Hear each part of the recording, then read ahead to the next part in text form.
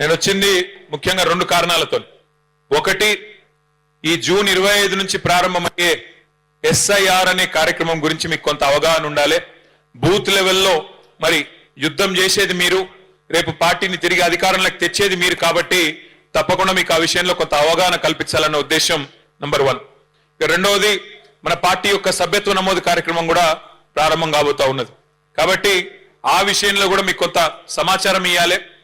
దయచేసి తిరిగి పార్టీని అధికారంలో తెచ్చుకుంటేనే రాష్ట్రానికి మనకు భవిష్యత్తు ఉంటుందనే మాట మీకు గుర్తు చేయాలన్నది రెండవ ఉద్దేశం.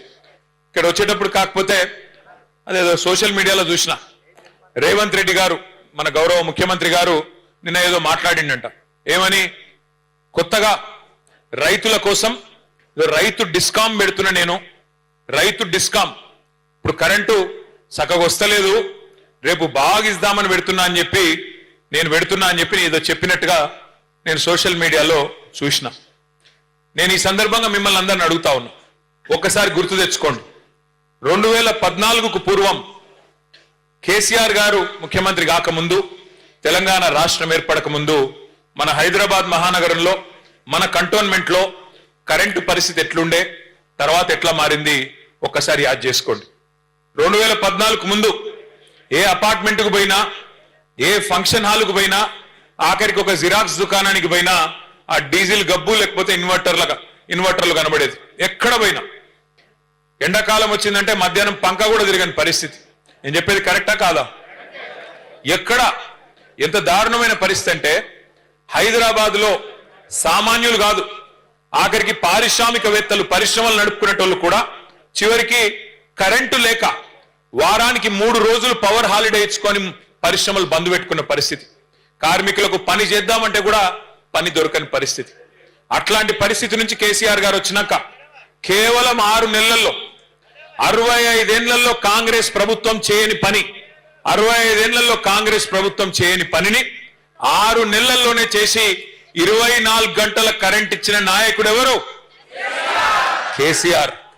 ఒక ఇళ్లకే కాదు, పరిశ్రమలకే కాదు. జరా బయట జాओ ना भाई, क्या कर रहे तुम लोग, बैठ जाओ भाई मेरे, बैठ, ओ हीरो बैठ यार, बैठ जा, कहीं गड़बड़ जाए, మీరు కూడా కూర్చోరుతాం, కూర్చోరు.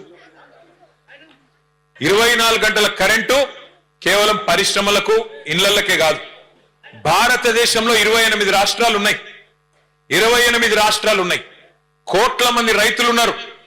కానీ 79 ఏళ్ల భారతదేశ చరిత్రలో వ్యవసాయానికి ఉచితంగా కరెంట్ 24 గంటల కరెంట్ ఇచ్చిన నాయకుడు ఎవరు? 24 గంటలు రైతుకు కరెంట్ ఇచ్చిన నాయకుడు కేసీఆర్. రేవంత్ రెడ్డి గారు ఈ రోజు కాదు, ముఖ్యమంత్రి కాకముందు అమెరికాలో ఒక సమావేశానికి పోయినాడు. పోయినప్పుడు అక్కడ ఆయన అడిగినారు ప్రశ్న, మరి కేసీఆర్ గారు 24 గంటలు కరెంట్ ఇస్తున్నాడు కదా వ్యవసాయానికి, మరి మీరేం చేస్తారు అని అడిగింది. అడిగితే ఆ రోజు రేవంత్ రెడ్డి గారు చెప్పిన మాట, వ్యవసాయానికి 24 గంటల కరెంట్ ఎందుకండి, వేస్ట్, 3 గంటలు చాలు అని చెప్పిండు. 3 గంటలు కరెంట్ ఇస్తే చాలు, దినం 3 గంటలు ఇస్తే చాలు, అంతకంటే ఎక్కువ అవసరం లేదు అన్నాడు. కానీ నిన్న ప్లేటు ఫిరాయించి మాట మార్చి ఏం చెప్తున్నాడు? 24 గంటల కరెంట్ ఇయనికే నేను రైతు డిస్కాం పెడుతున్నా, రైతుల కోసం ప్రత్యేకంగా. ఎట్లయితే SPDCL, NPDCL ఉంటుందో అట్లాగే కొత్త డిస్కాం పెడుతున్నా రైతులకు అంటున్నాడు. నేను ఒక్కటే మాట మిమ్మల్ని అడుగుతున్నా, రేవంత్ రెడ్డి చెప్పింది చేయడు, చేసేది చెప్పడు. ఆయన అలవాటు అది ఇప్పటికే అర్థమైంది మనందరికీ. నేను ఉత్తగానే చెప్తలేని ఈ మాట. ఇగో ఇప్పుడు ఒకటే చిన్న మాట, ఇక్కడ మా ఆడబిడ్డలు ఉన్నారు. ఏం చెప్పిండమ్మా మీకు అన్నాడు?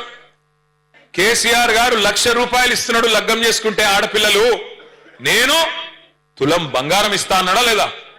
అన్నాడా? తులం బంగారం ఇచ్చుడు కాదు, అగో తెలంగాణ తల్లి ఉన్నది అక్కడ, ఆ తల్లి నెత్తి మీద కిరీటం ఎత్తుకపోయిండు, వడ్డానం కూడా ఎత్తుకొని పోయిండు, అవి కూడా మాయం చేసిండు. బంగారం కిరీటం ఎత్తుకపోయిండు, బంగారం వడ్డానం కూడా మాయం చేసిండు. గంత దొంగ. తులం బంగారం ఇచ్చుడు కాదు, మీ మెడల పుస్తలతాడు గుంజుకపోతే వాడే మంచోడని చెప్పిన నేను. కొంతమంది నమ్మిర్రు, కొంతమంది నమ్మలేదు. హైదరాబాద్ లో మీరు ఎవ్వరు నమ్మలే. కంటోన్మెంట్ లో ఆ రోజు లాస్యా నందిత పోటీ చేస్తే 18,000 ఓట్ల మెజారిటీతో మీరు కూడా ఆనాడు గులాబీ జెండాని గెలిపించిండ్రు. మీరు కూడా చెప్పినారు మళ్ళీ కేసీఆరే ఉండాలి, కేసీఆర్ ఉంటేనే హైదరాబాద్ బాగుంటుందని చెప్పింది. ఎందుకు చెప్పింది? మీరు కంటోన్మెంట్ లో పని జరిగింది కాబట్టి. మీరు అనుకోలే అన్నాడు, కంటోన్మెంట్ వేరు, ఈ బోర్డు వేరు, ఇది మిలిటరీ వాళ్ళ చేతులు ఉంటుందట, రాష్ట్ర ప్రభుత్వం చేతిలో ఉండదట, అనే ఒక కథ ఉండే ఇక్కడ. కానీ కేసీఆర్ గారు మీ కోరిక మేరకు, ఆ రోజు సాయన్న గారు ఎమ్మెల్యేగా ఉండే వారి కోరిక మేరకు ఒకటే ఒక్క మాట మీదకెళ్ళి హైదరాబాద్ అంతా ఎట్లయితే మీరు 20,000 లీటర్లు ఉచితంగా ఇస్తున్నారో మాకు కూడా ఇయ్యాలే అని ఒక్క మాట అడిగితే ఆ ఒక్క మాట మీదకెళ్ళి ఆ రోజు కేసీఆర్ గారు నిర్ణయం తీసుకొని కంటోన్మెంట్ లో 20,000 లీటర్లు ఉచితంగా ఇచ్చిన వాట వాస్తవం కాబట్టి మనం గెలిచినాం. ఆ రోజు రూపాయికే నల్ల కనెక్షన్ ఇచ్చుకున్నాం. ఆ రోజు ఒకటి కాదు, రెండు కాదు, ఎన్ని పనులు చేసినాం. మీ మిలిటరీ వాళ్ళు సతాయిస్తుంటే, మాటి మాటికి రోడ్లు బంద్ చేస్తుంటే నేను తిరిగిన ఉత్తరాలు పట్టుకొని ఆ కేంద్ర మంత్రుల చుట్టూ, రక్షణ మంత్రులు, సార్ ఇట్లా మీరు రోడ్లు బంద్ చేస్తే హైదరాబాద్ లో ఆగమాగం అవుతుంది, మా కంటోన్మెంట్ లో ప్రజలు ఆగమాగం అవుతారు, ఇష్టానుసారంగా అడ్డగోలుగా రోడ్లు బంద్ చేయొద్దు మీరు అని డిమాండ్ చేసినాం. మనం ఆఖరికి ఈడికెళ్ళి మన జుబ్లీ బస్ స్టాండ్కి వెళ్ళి అటు షామీర్పేటకు పోయేందుకు మనం పెద్ద ఫ్లైఓవర్ కడతామంటే జాగా ఇయ్యలే. చాలా కాలం 5 కేంద్ర మంత్రులను కలిసినాం, బతిమిలాడినాం. ఆఖరికి 2023 సంవత్సరంలో మనం మొత్తం పనంతా చేసినాక ఆఖరికి మన ప్రభుత్వం దిగిపోయినాక కాగితం వచ్చింది. ఏదో 100 ఎకరాలు ఇచ్చే కాగితం అప్పుడు వచ్చింది. కానీ మనం బాధపడలే, ప్రజలకు మంచి జరిగితే చాలు అనుకున్నాం తప్ప ఎన్నడూ వేరే తిరిగి ఆలోచించలే. అట్లాగే మీకు యాదికుండాలి, గతంలో బోర్డు ఎన్నికలు పెడతారని అప్పట్లో 2023లో ఒక వార్త వచ్చింది. బోర్డు ఎన్నికలు పెడతారు అని వార్త వస్తే ఆ రోజు కేంద్ర రక్షణ మంత్రి రాజ్నాథ్ సింగ్ గారికి నేను ప్రత్యేకంగా కలిసి ఉత్తరం ఇచ్చిన. సార్ ఈ కంటోన్మెంట్ లో, మా సికింద్రాబాద్ కంటోన్మెంట్ లో దాదాపు 35,000 మంది ఓటర్లు ఉన్నారు. వాళ్ళంతా డిఫెన్స్ ల్యాండ్స్ లో తెలుసో తెలియకనో ఇండ్లు కట్టుకున్నారు. వాళ్ళకు కూడా దయచేసి ఓటు హక్కు ఇవ్వండి అని చెప్పి ప్రత్యేకంగా వారి కోసం కూడా 35,000 మంది ఓటర్ల కోసం కంటోన్మెంట్ లో కొట్లాడిన పార్టీ మన గులాబీ దండు. ఇవాళ ఎందుకు ఎస్ఐఆర్ కింద ప్రాముఖ్యత, ఎందుకు ఎస్ఐఆర్ అంటే ఏంది, దాని గురించి మనం ఎందుకు ఆలోచన చేయాలి అంటే, ఆ 35,000 మంది ఓటర్లు ఎవరైతే డిఫెన్స్ ల్యాండ్స్ లో ఉన్నారో, ఎవరైతే డిఫెన్స్ భూముల్లో తెలుసో తెలియకనో ఇల్లు కట్టుకున్నారో, గుడిసెలేసుకున్నారో, వాళ్ళందరికీ రేపు ఓటు హక్కు కల్పించాలంటే ఆ బాధ్యత మీ మీదనే ఉంటది, బూత్ లెవెల్ ఏజెంట్ల మీదే ఉంటది. యుద్ధం చేయాలి అవసరమైతే. యుద్ధం అంటే కత్తులు కట్టర్లతో కాదు, యుద్ధం అంటే కత్తులు తీసుకొని పొడుచుకుని కాదు నేను చెప్పేది. యుద్ధం అంటే ఆర్గ్యూ చేయాలి, హక్కు కోసం కొట్లాడాలి, కోర్టుకు పోవాలి, అవసరమైతే నిలదీయాలి ప్రభుత్వాలను.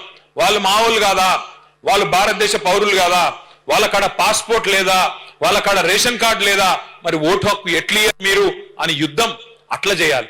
ఆ పని చేయాల్సిందే ఈ ఎస్ఐఆర్ కార్యక్రమంలో చేయాల్సి ఉంటది. అట్లాగే చాలా పనులు చేసుకున్నాం కంటోన్మెంట్ లో. తమ్ముడు చెప్పినట్టు క్రిషాంత్ డబుల్ బెడ్రూమ్ ఇల్లు కట్టుకున్నాం, మల్టీపర్పస్ ఫంక్షన్ హాల్ కట్టుకున్నాం. హైదరాబాద్ లో కరెంటు, మంచినీళ్లు ప్రజలు కోరుకునేటి గివే కదా. మోరీలు మంచిగా చేయాలి, పిల్లల కోసం సౌలత్ చేయాలి, ఈ పనులు చేసినాం. అందుకే మళ్ళీ గెలిపించింది. కానీ హైదరాబాద్ మొత్తం మనమే గెలిచినాం. ఇక్కడ ఒక్క సీటు కూడా కాంగ్రెస్ కు రాలే 2023లో. కానీ ఊర్లలో నమ్మిండ్రు, అన్ని గివే దొంగ మాటలు చెప్తే నమ్మిండ్రు. ఇలా రైతు డిస్కమ్ అని